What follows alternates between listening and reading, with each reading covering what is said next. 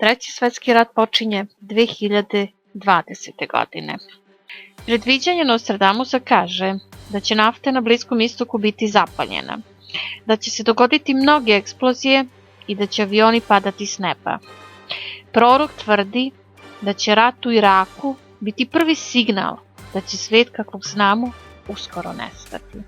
Nego jedan poseban Nostradamusov pasus mogao bi da upozori na globalni sukob.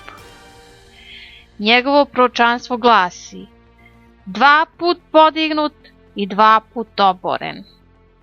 Istok će oslabiti i zapad. Njegov protivnik nakon nekoliko borbi pašće prognan morem. Na ove Nostradamusove reči podsjetio je britanski medijum Craig Hamilton Parker, koji je također imao viziju da će na Bliskom istoku izbiti razorni rat. Međutim, britanski vidovnjak je predvideo razorni sukob na Bliskom istoku, a ne na globalnom nivou, rekavši da će konflikt trajati od 2020. do 2021. Sukob će uključivati nerede u Iranu i sveopšti rat između Saudijske Arabije i Irana.